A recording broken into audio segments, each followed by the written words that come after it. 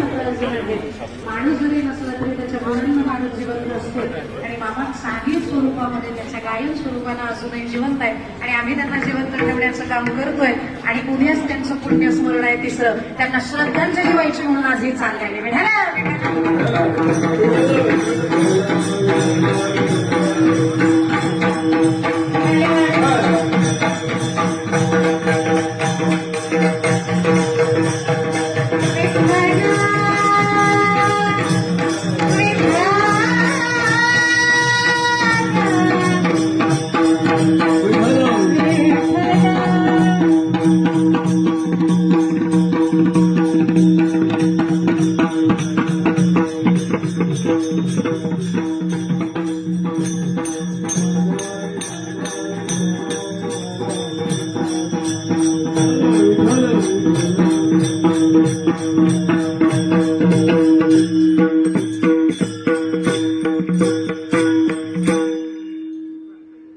खरं तर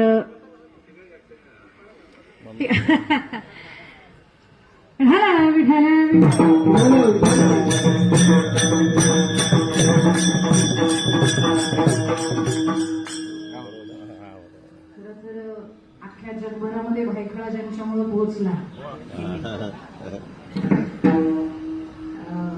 या विभागाचं एक कर्तृत्व, नेतृत्व आणि दातृत्व ज्यांच्या अंगी ज्यांनी सबंध आयुष्य बनवलं ते आमचे डॅडी. खरं तर डॅडी तुम्ही नसताना आमच्या मम्मीने जो सप्ताह केला होता त्या सप्त्याला मी येऊन गेले आणि मम्मी डॅडी आज दोन्ही कीर्तनात आहे. कीर्तनात आले त्याबद्दल मी आपला दोघांचेही ऋण व्यक्त करते.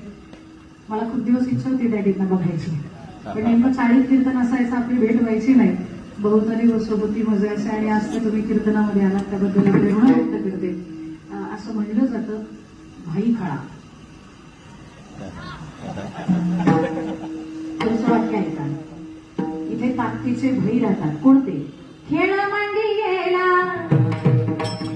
वाळवंटी झाली, खेळ मांडी गेला वाळवंटी झाली, नाचती वैष्णव भाई, नाचती वैष्णव भाई.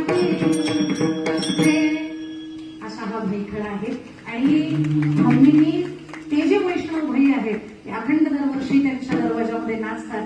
तिथं तो छानसा संगम होतो. 2 वर्ष मला मम्मीने बोलवलंच नाही. आता का बोलवलं ते माहीत नाही पण महाशिवरात्रीला त्यांच्याकडे मी जाऊन आलेले आहेत. आपण आला त्याबद्दल धन्यवाद. वेळ काढून आले. मम्मी वेळ आहे ना त्यामुळे एक अर्धा तास थोडंसं लांबलं चालेल.